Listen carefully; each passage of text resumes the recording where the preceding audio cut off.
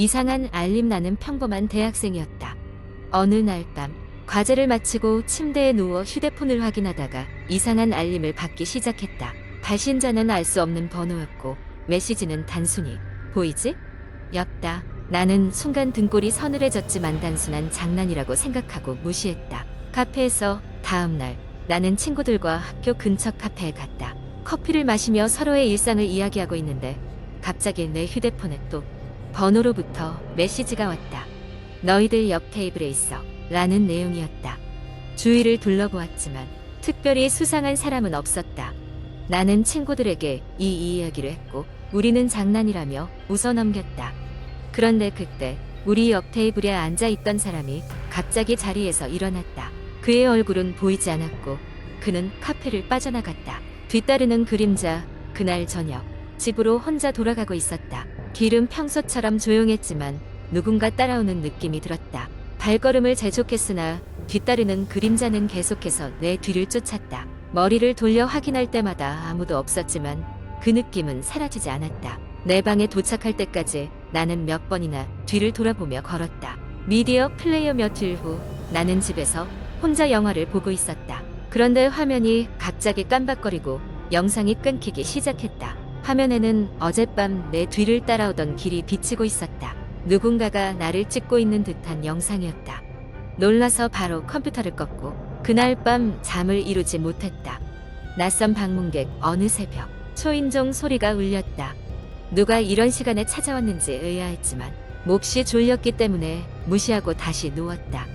그런데 조금 후 창문을 두드리는 소리가 났다. 거실 불을 켜고 커튼을 살짝 열어봤지만 아무도 없었다. 심장이 미친 듯이 뛰기 시작했고 불안감에 잠을 잘 수 없었다. 그림자. 어느덧 몇 주가 흘렀다. 그 이상한 메시지도 없었고 나를 따라오던 그림자도 사라진 듯했다. 그날 나는 친구들과 자취방에서 작은 파티를 열었다. 우리는 웃고 떠들며 술도 조금 마셨다. 갑자기 전기가 나가고 방은 암흑으로 변했다. 우리는 어둠을 뚫고 손전등을 찾았고 그 빛 아래서 벽에 걸린 가족 사진을 보게 되었다. 사진 속 나의 뒤쪽 창문 근처에 검은 그림자가 서 있었다. 마지막 메시지. 파티가 끝난 후 친구들은 모두 돌아갔고 나 혼자 남았다. 그때 다시 그 번호로부터 마지막 메시지가 왔다. 이제 알겠지? 메시지를 읽자마자 갑자기 나의 휴대폰이 꺼졌고 다시 켜지지 않았다. 나는 그 자리에서 얼어붙었고 이상한 느낌에 휩싸여 주변을 살폈다. 나는 지금도 그 수수께끼의 발신자가 누구였는지 그 뒤 그림자의 정체가 무엇이었는지 알지 못한다. 그날 이후로 나는 집 주변을 경계하며 살고 있다. 매일 밤 누군가 나를 지켜보고 있는 것만 같아 여전히 불안하다. 이 일이 끝날 때까지 나는 결코 안심할 수 없을 것 같다. 두 번째 이야기. 나는 대학 기숙사에 살고 있었다. 우리 학교 기숙사는 오래된 건물로 유명했다. 친구들은 이곳이 한때 병원이었고 오래된 병동 건물을 개조해서 만들었다고 했다. 그때는 그냥 그런가 보다 했다. 하지만 지금 생각해보면 더 많은 걸 알아봤어야 했다.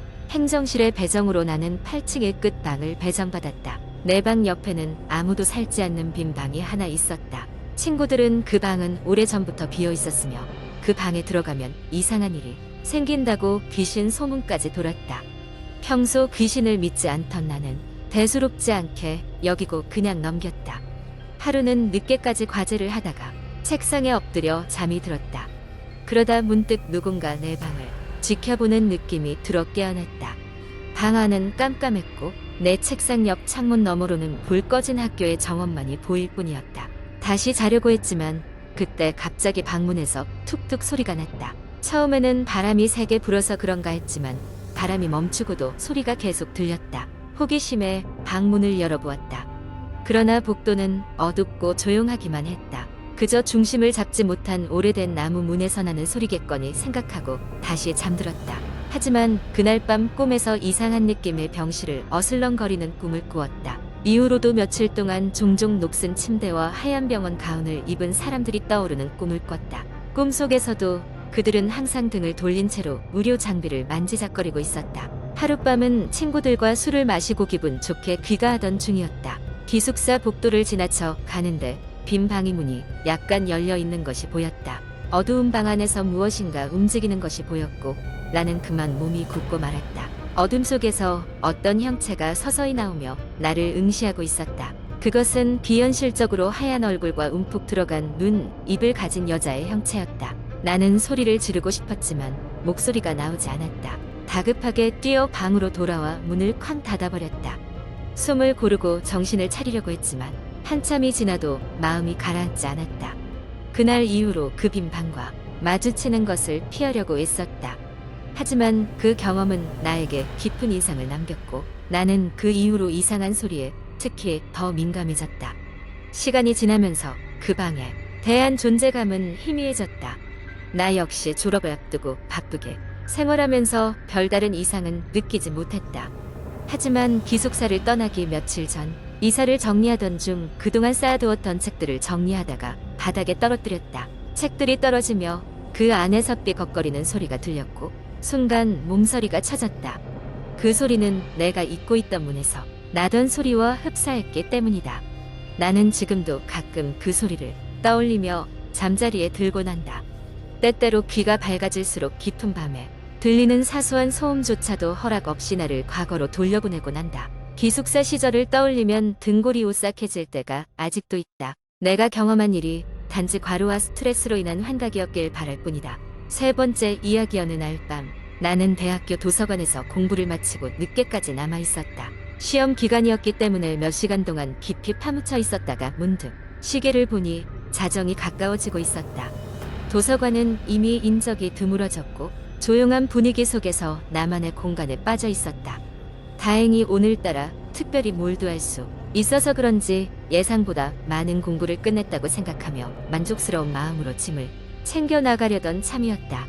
도서관을 나서기 전 화장실에 들러야겠다는 생각이 들었다. 내가 자주 가는 도서관 3층 화장실은 특이하게도 좀 으스스한 느낌이 들곤 했다.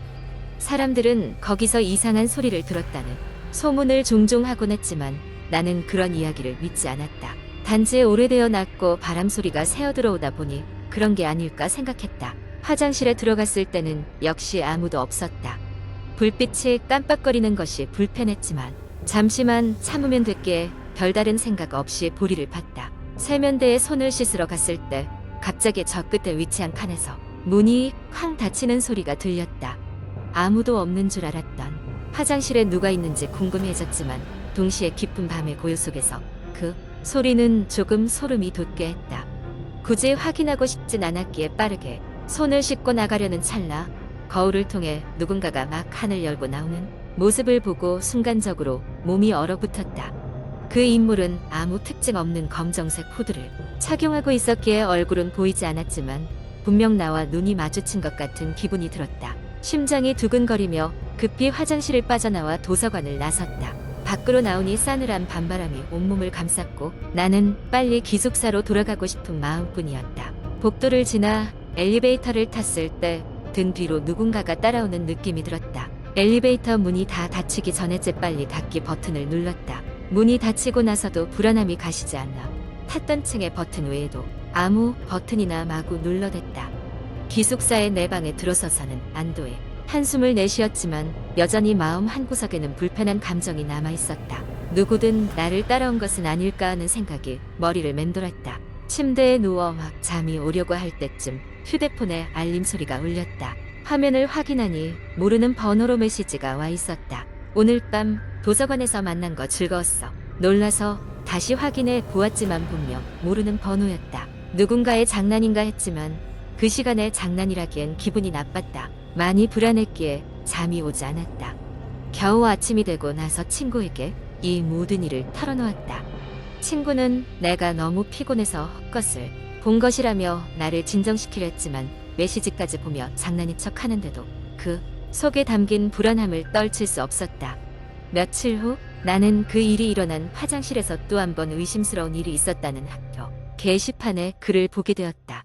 어느 학생이 그곳에서 이상한 그림자를 보았다고 했다. 그리고 그 글 밑에는 비슷한 경험을 한 사람들이 올린 수많은 댓글들이 달려 있었다. 알지 못하는 사실이지만 그 도서관에서는 오래전 무슨 일이 있었던 것 같다는 듯 소문이 퍼져나갔다. 결국 나는 도서관에 남아서 늦게까지 공부하지 않기로 마음먹었다. 그리고 매번 새로운 알림 소리가 울리면 덜컥 겁이 나곤 했다. 그날 밤의 일들은 그저 나만이 많은 착각일 수도 있겠지만 때로는 설명할 수 없는 어떤 것들이 우리가 모르게 우리 주변에 존재하고 있을지도 모른다는 생각에 기분이 오싹해지곤 했다. 네 번째 이야기. 하늘이 어둑어둑해지고 바람이 나뭇가지를 스치며 윙윙 소리를 내던 어느 날 밤 나는 친구들과 함께 여행을 갔다. 우리가 머물기로 한 곳은 산깊숙한 곳에 위치한 작은 펜션이었는데 인터넷에서 우연히 발견한 곳이었다. 가격도 저렴하고 사진으로 보기엔 꽤 아늑해 보여서 큰 고민 없이 예약했다. 펜션은 깊은 산속에 있어 도로에서 한참을 걸어 들어가야 했다. 주위는 고요했고 바람 소리와 나뭇잎이 부딪히는 소리 외에는 아무것도 들리지 않았다. 우리는 짐을 옮겨놓고 늦저녁 준비를 위해 부엌으로 향했다. 그런데 이상하게도 처음에 왔을 때와는 다른 느낌의 섬뜩함이 감돌기 시작했다. 저녁 식사를 마치고 나서는 각자 방으로 흩어졌다. 나는 문득 이상한 소리를 들었다. 가느다란 목소리로 누군가 이름을 부르는 듯한 소리였다. 처음에는 바람 소리겠거니 하고 넘어갔지만 시간이 지날수록 점점 선명하게 들려왔다. 민수야, 민수야. 나를 부르는 것은 분명했다. 겁에 질린 나는 친구들이 머무는 방으로 황급히 달려갔다. 그들도 이상한 소리를 들었다며 불안에 떨고 있었다. 우리는 의논 끝에 모두 한 방에 모여 밤을 지내기로 했다. 방에 모여 앉아 각자 핸드폰을 꺼내 인터넷 검색을 시작했다. 혹시 이 펜션에 대한 무언가를 알 수 있을까 하는 생각에서였다. 거기엔 이 펜션에 대한 끔찍한 이야기가 적혀 있었다. 몇 년 전 이곳을 찾았던 가족이 이 펜션에서 갑자기 사라졌다고 한다. 그 이후로 이곳을 찾은 사람들은 하나같이 이상한 소리를 들었다고 했다. 글을 읽는 내내 등골이 오싹해졌다. 우리는 그날 밤 거의 잠을 이루지 못했다. 새벽녘이 되어서야 겨우 눈을 붙일 수 있었다. 그런데 꿈속에서도 그 소리는 계속됐다. 여전히 나를 부르고 있었다. 땀에 젖어 깨어난 아침, 모두 피곤하고 초췌한 얼굴이었다. 짐을 싸서 서둘러 떠날 준비를 했다. 펜션을 떠나는 길, 한참을 걸어 나와 차에 오르니 묘한 안정감이 들었다. 그러나 그때 차 백미러에 비친 펜션의 모습이 보였다. 창가에 머리카락이 긴 여인이 서 있는 것이 아닌가. 분명 아무도 남지 않았을 펜션에 누군가 서 있었다. 놀란 나는 앞만 보며 길을 달렸다. 우리가 그곳을 다녀온 후 한동안 꿈속에서도 현실에서도 그 목소리가 귓가에 맴돌았다. 감히 다시는 산속의 외딴 펜션에 가고 싶어지지 않았다. 나중에 알게 된 사실이지만 그 펜션은 상당히 오랫동안 폐쇄된 상태였다고 한다. 결국 이 모든 일이 무엇이었는지 진실은 알 수 없게 되었다. 하지만 그날 밤의 공포는 내 기억 속에서 결코 지워지지 않을 것이다.